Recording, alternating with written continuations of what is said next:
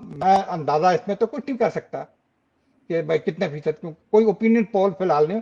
मेरा ख्याल है कि ओपिनियन पोल होना चाहिए। मैं उम्मीद कर सकता हूँ कि रियासत जम्मू कश्मीर के सारे खित्ते ये समझते हैं कि हमारा जीना मरना एक साथ है।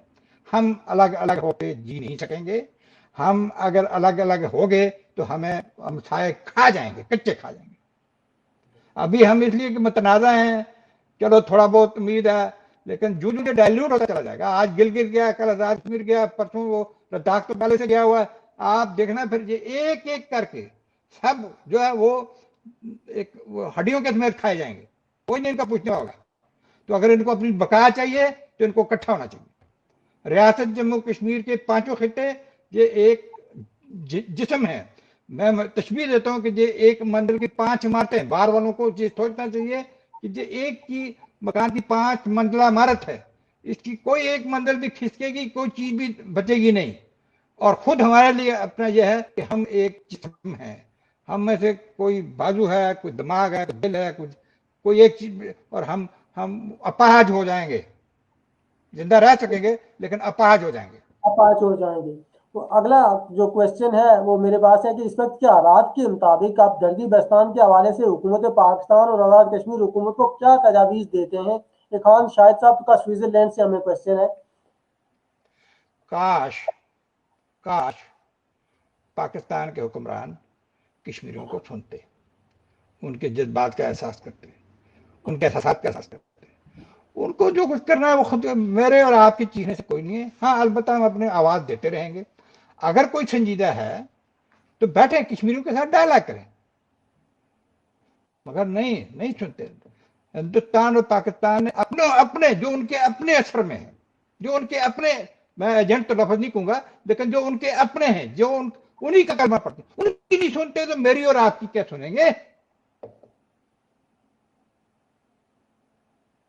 लेकिन वो राजा फारूक आदिर की नहीं सुनते, वो डॉक्टर फारूक अब्दुल्ला की नहीं सुनते, जो उनके अपने हैं। वो मेरी क्या सुनेंगे, यासीन मलिक की क्या सुनेंगे, और आपकी क्या सुनेंगे? लेकिन राजा फारूक आदर डिमांड करते रहे हैं कि हमें as a principal party treat किया जाए, हमें प्रिंसिपल पार्टी बनाया जाए। लेकिन राजा साहब जब उनको पता है कि उन्हें प्रिंसिपल पार्टी नहीं बनाया जा रहा है तो वो रिजाइन कर सकते हैं, वो बाहर आ सकते हैं सेटअप में से, लेकिन उन्होंने कभी ऐसी कोशिश तो नहीं की। चले, ये एक और अच्छी बात है कि मैं एक और बात वो कहने का आपने मुझे मौका दे दिया। मैं परसों उनकी तकरीर सुन रहा था नवाज शरीफ के हक में, बड़ी सख्त फौज के खिलाफ बड़ी सख्त तकरीर थी, बड़ी जरूरतमंदाना तकरीर थी कुछ। मैं अब इसको जोड़ता हूं, जब वो यहाँ आए हुए थे, आप याद करा दें, अगर वो कोई सुन रहा हो उनको जाके ये सुना दे। जब वो यहाँ आए हुए थे पिछले साल, मैंने उनसे बात कही थी कि आप सीज फायर लाइन की जो कॉल चल रही है इसको तोड़ें, इसकी क्यादत करें, वापस जाएं, लोग आपके इंतजार में हैं। तो उन्होंने अपनी जगह मुझे ये बात कही। उन्होंने कहा कि आपने किया था, आपको किसने रोका था? मतलब आपको तो आप तो मैं बात समझ गया। तो कल मतलब उनका साफ था कि फौज ये नहीं करना देगी, इसलिए शायद बोलेंगे। मैं आज ये फिर उसी कि राजा साहब, अगर आप नवाज शरीफ के लिए इतना सख्त मौकफ अख्तियार कर सकते हैं तो इतना ही सख्त मौकफ आप कश्मीरियों के लिए भी अख्तियार करें। आप निकलें 24 अक्टूबर को, 4 अक्टूबर को, किसी दिन भी लोगों को कॉल दें, निकलें और अपने लिए जो आखिरी सुनहरी मौका है आपको। मैं नहीं कहता हूं टकराव की बात करें, किस बात का टकराव? ये आपका हक है। जो बात आप आंसू बहा के मांगते हैं वो आप अपने स्ट्रीट पावर से मांगे। आपके साथ लोग खड़े हैं, आपके साथ वो भी खड़े हैं जो हमारे जैसे जो जिनको जहाँ वो समझा जाता है। हमारे लोग भी आपके साथ देंगे, सब साथ देंगे, सारी कौन सा, लेकिन वो खड़े हैं। तारीख किसी किसी को मौका देती है। फारूक अब्दुल्ला को तारीख ने रद्द कर दिया इसलिए कि उसको मौका आया नहीं कर सका। आज फारूक हैदर साहब आपको मौका, निकले बाहर, तारीख में अपना मकान बनाए। आपको जो पाकिस्तान की जो आपने वो वहां पे ऑल पार्टीज कॉन्फ्रेंस में वो खिताब किया, वो किसी उसको कोई नहीं पूछेगा। वो बड़ा मुल्क है, उसके अंदर भूल जाएंगे लोग आपको। लेकिन कश्मीर के लिए उठाया गया कोई भी जरूरतमंदाना कदम, आप तारीख कश्मीर का हिस्सा बनेंगे। उठें, निकलें اور یہ بات میں سارے آزاد کشمیر کے سب پولیٹیکل لیڈرشپ کو کہتا ہوں، تو لطیف اکبر سے کہتا ہوں، میں رشید ترابی صاحب سے کہتا ہوں، میں ملک مجید صاحب سے کہتا ہوں، میں راجہ فاروق حیدر سے، اور باقی سب جتنے بھی ہیں نکلیں باہر۔ میں راجہ صاحب آخری ایک کوشچن میں اگر پورا پڑھ سکوں تو میں لیتا ہوں کہ کہہ رہے ہیں کہ برطانوی جو قانون آزادی ہند 1947 کی دفعہ 7(1) کے تحت حکومت شاہی ریاستوں کے ساتھ تمام معاہدوں کے خاتمے کا اعلان کر دیتی ہے، جس کی روح سے انگریز سامراج کے راج کے خاتمے کے ساتھ ہی جموں کشمیر میں 1846 معاہدہ امرتسر کا بھی خاتمہ ہو جاتا ہے اور 15 اگست 1947 کو ہو جاتا ہے۔ بحری سنگھ 15 اگست 1947 کے بعد ریاست کا حکمران نہیں رہتا اور اقتدار اعلیٰ ریاست جموں کشمیر کے عوام کو منتقل ہو جاتا ہے، جس کا دعویٰ 4 اکتوبر 1947 کے اعلامیے میں جموں کشمیر کے عوام کو ریاست جموں کا مالک اور مختار مانا جاتا ہے۔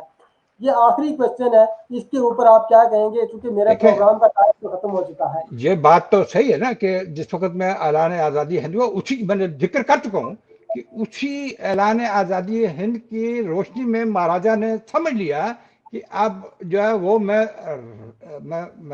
مجھے ریاست گلگت بھی واپس مل رہی ہے اور یہ نکل جائیں گے۔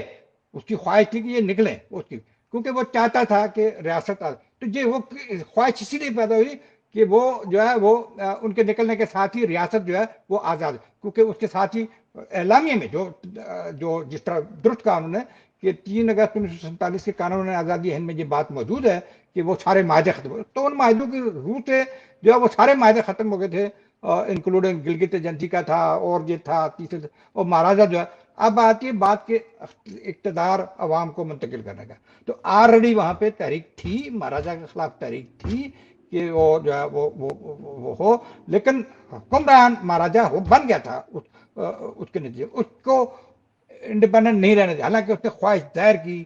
12 اکتوبر کو اس نے ٹینٹل معاہدہ کیا، پاکستان کے ساتھ کیا، ہندوستان کے ساتھ کیا، پاکستان نے مان لیا، ہندوستان نے نہیں مانا، پاکستان نے وائلیٹ کیا، اس نے جموں سے لائن کاٹ دی، ادھر وہ بھیج دیے، قبائلی بھیج دیے، تو ایک میچ کیا۔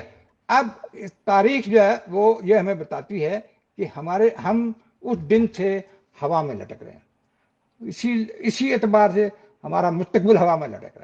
گلگت کے لوگوں کے حقوق ہوں، آزاد کشمیر کے لوگوں کا حق حکمرانی ہو، مقبوضہ کشمیر کے لوگوں کے اوپر ظلم و ستم ہو، یہ ساری چیزیں اب ہوا میں لٹک رہی ہیں، ان کو زمین پہ ہم خود ہی لائیں گے، وہ تب ہی ہو سکتا ہے کہ جب ہمیں یہ پہچان ہو کہ ہم کیا ہیں، ہم کون ہیں اور ہمیں کیا کرنا چاہیے۔ بہت بہت شکریہ راجہ صاحب، ہمارے پروگرام کا ٹائم ختم ہو گیا ہے، لیکن ابھی بہت سارے اور کوشچنس ہیں جو آپ کے ساتھ کرنے تھے، آڈینس کے تھے، میرے تھے، لیکن ہمارا ٹائم ختم ہو چکا ہے۔ میں کوشش کروں گا کہ اگلی دفعہ پھر ایک پروگرام لوں، لیکن اس میں اپنا کوئی کوشچن نہ رکھوں، صرف آڈینس کے کوشچن آپ کے سامنے رکھوں۔ آپ کا بہت بہت شکریہ کہ آپ نے ٹائم نکالا اور ہمارے پاس تشریف لائے۔ تو اگلی دفعہ میں ضرور آپ کے ساتھ پھر ایک پروگرام رکھوں گا، انشاءاللہ۔ تفصیل سے آڈینس کے جواب دیں گے ہم۔ بہت بہت شکریہ آپ کا، بہت بہت شکریہ، مجھے تھوڑی توانائی مل جاتی ہے، خود بھی اپنی بات میں بے بس ہو سکتا ہے میں کچھ کر نہ سکتا، خواہش ہے، میری دعا ہے اللہ تعالیٰ ہمیں ہمت دے کہ ہم اپنی منزل پا سکیں، وہ منزل کے جس کا خواب شہید مقبول بٹ نے لکھا تھا۔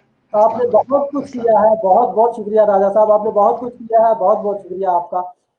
ناظرین، یہی تھے راجہ مظفر ڈیلس سے ہمارے ساتھ موجود تھے۔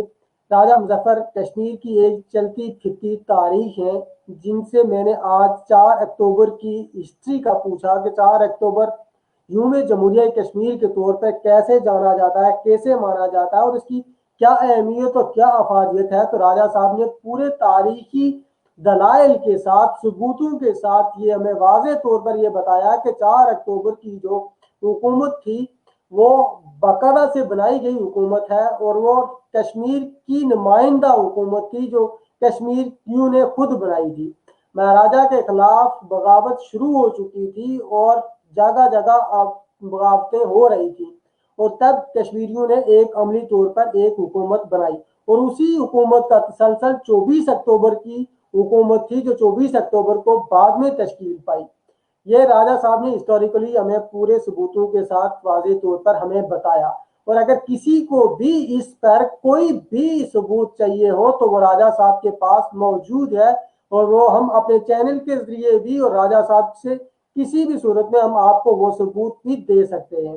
میرے ساتھ رہنے کا آپ کا بہت بہت شکریہ، آپ میرے ساتھ رہے، آپ نے ہمیں جوائن کیا اور کشمیر کی جو ہسٹری تھی اس پر آپ نے ہمارا پروگرام دیکھا۔